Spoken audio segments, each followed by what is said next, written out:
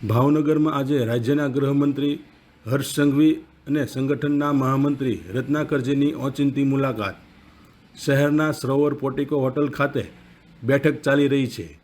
આ બેઠકમાં ભાજપના મહિલા ઉમેદવાર નીમુબેન બાંભણિયા તેમજ જીતુભાઈ વાઘાણી અને સ્થાનિક સંગઠનના નેતાઓ સાથે મિટિંગ ચાલી રહી છે.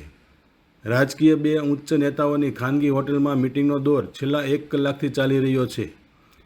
હર્ષ સંઘવીની ઓચિંતી મુલાકાતને લઈને ભાવનગર પોલીસનો ચુસ્ત બંદોબસ્ત ગોઠવી દેવામાં આવ્યો છે.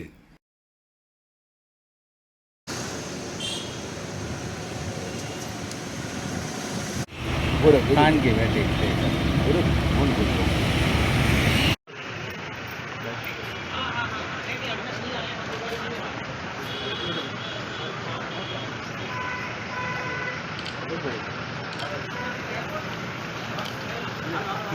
આગળ